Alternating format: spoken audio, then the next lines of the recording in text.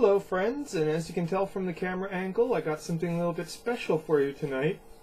It's kind of a gimmicky little sake deal, in which you chill it in the freezer, and as well as a tumbler, and as you pour it into the tumbler, it becomes a sake slushy. So, yeah, I'm actually going to go to the freezer and grab it now. So, because I didn't want it to get warmed up while I was, talking and whatnot. So, why don't I go and do that and lower this, and you can enjoy the view of my beautiful lighter.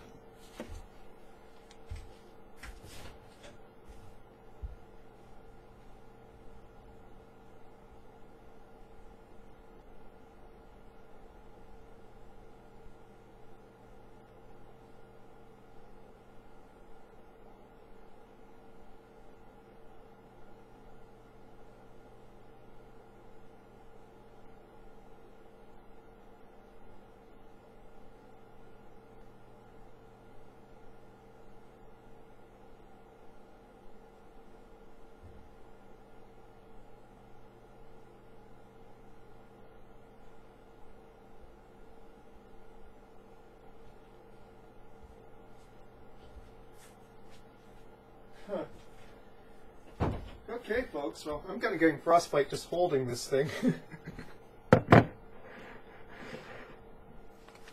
Okay, so here it goes. As you can see, it comes in sort of like a juice box form here. Tamanohikari. And it is fucking cold. Ow. Okay, it's all liquid in there. And, ooh, it smells wonderful. Oh my god, it is turning into slush.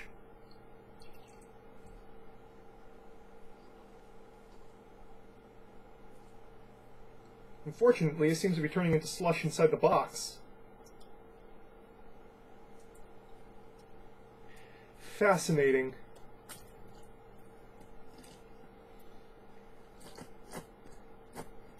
Amazing, though. It's really a alcoholic slush here.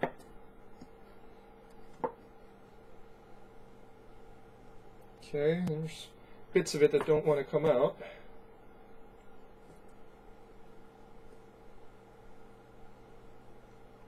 Fascinating. So this is not typically how one usually serves sake. Usually you're supposed to serve it at about white wine temperatures. But this is a little gimmicky sake. And I'm smelling it right now, and there's something about sake. Sake has a very unique and wonderful smell that I've come to associate with Japan. And it's a smell I love deeply. Unfortunately, being that it's a kind of gimmicky, and I'm going to lift the camera up here before I take it back up, and you can kind of see, come on, tilt you. You can kind of see it's just a thick white slush in there right now. And it sort of came out liquid, and as soon as it was exposed to the oxygen, it became pretty much slush. Fucking, come on. There we go. Sorry, I get frustrated very easily, as you might notice. So, we have this here. And it is too cold to get much of a nose palette. That's okay, because this is probably going to be a fairly extended review.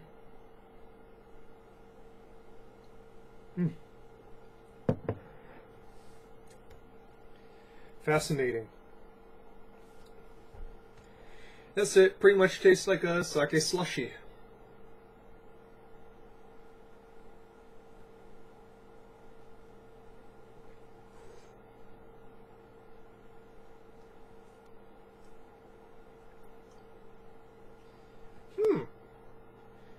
You kind of have to let it warm up in your mouth a little bit to get much taste, though. You have to say it's a pretty cool gimmick, and the presentation is amazing. It probably doesn't come out too nicely in here, but looking into the glass, it's just absolutely beautiful. It's just like this sort of clouded slush inside of a clear haze thing.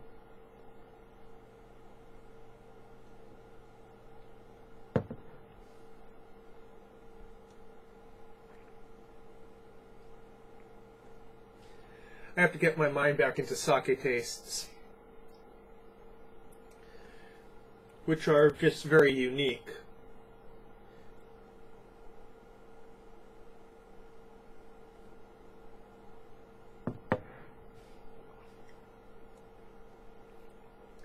So the primary and most volatile taste in, well, I'm not going to say it's primary. The most volatile taste that seems to be wafting up into the nose is of banana and partially honeydew melon.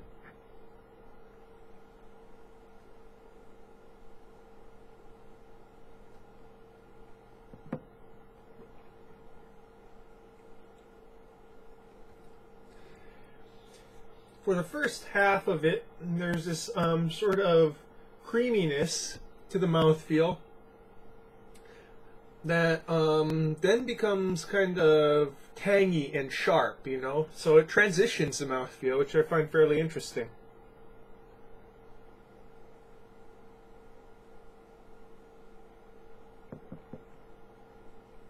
There's also a vanilla aspect. It's kind of mixing and matching out with the honeydew and banana.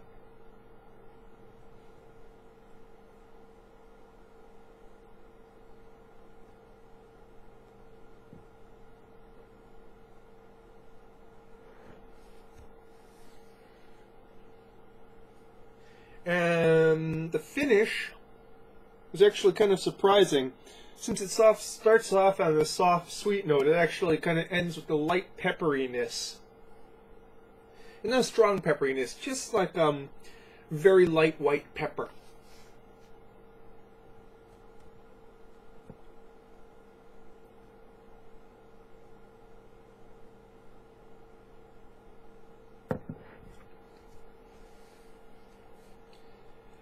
This is a very mellow sake. While it tastes of sake, sake has a very distinctive taste to it. It is not sharp, so, you know, I would actually recommend this as a pretty good starter sake for someone who's not really too into sake.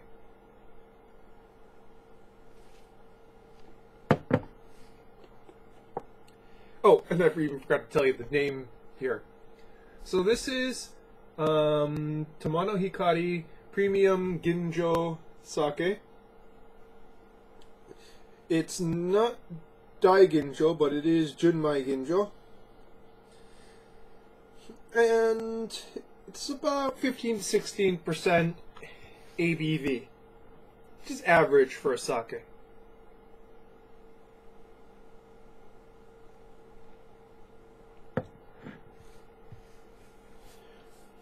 So, why does sake have such a unique taste to it?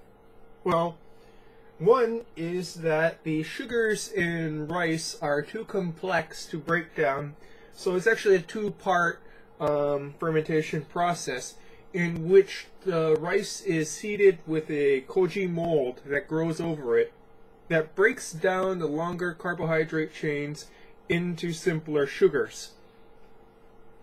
Then the yeast, the sake yeast, takes over, and sake yeast is its own strain.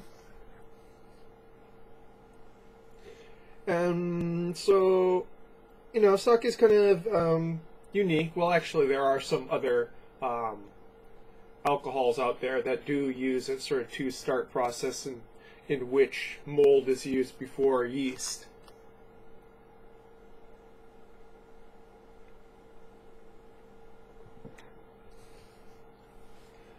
The unfortunate thing is, of course, it's the same thing I was talking about in that video before with wine, in that good sake starts at about $20 a bottle here and goes up.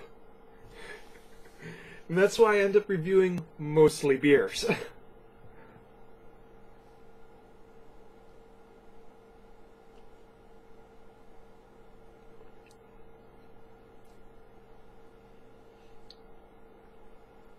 It's really still too cold to go and get a good nose out of.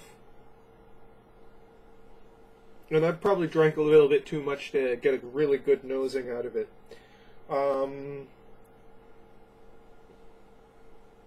Let me try.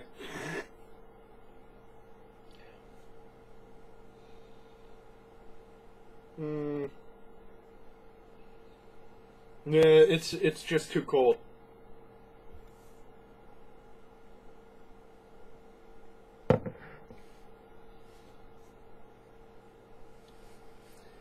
I'm going to guess, though, that something that's not really in the taste aspect that might be in the nose would probably be a floral note, and that the banana and honeydew would probably be more prominent in the nose than the vanilla would be.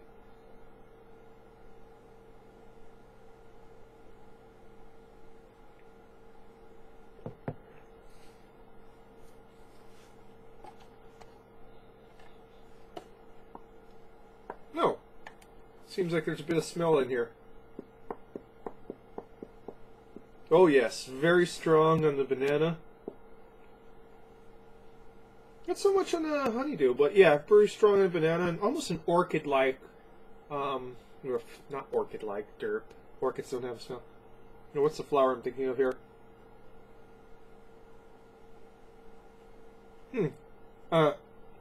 It's one in Hawaii that we call it puakenikene. I'm not sure what they call it in English, but that's the kind of floral note I'm getting from it. It's a very sweet, tropical smell. And banana. Actually, there is a bit of vanilla in there. It's the honeydew that's not really showing up.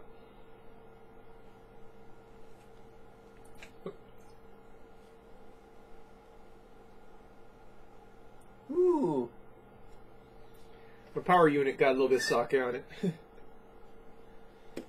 That's okay. It's graded for that kind of stuff. But,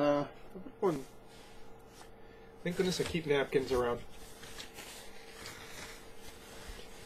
Yeah. This is a very unique episode of, gee, I never titled this. You'd think I would title it after all these months of doing it.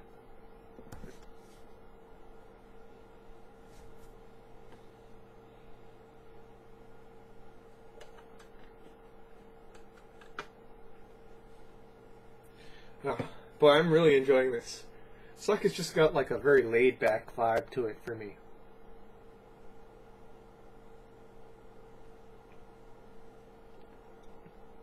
Slush is mostly gone. It's just kind of got an iceberg to it now.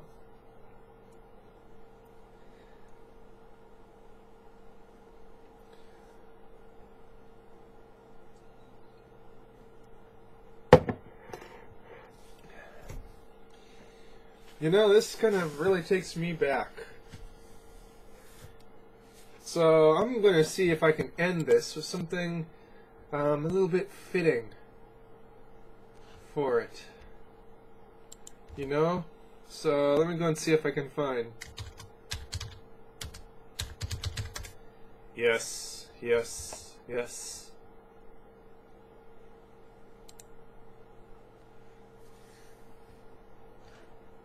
Something I can go and toast you off with there. With a hearty kanpai and a long sigh.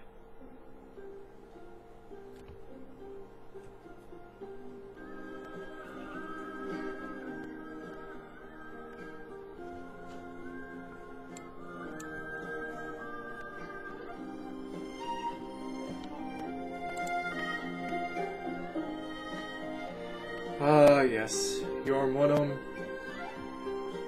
no aware.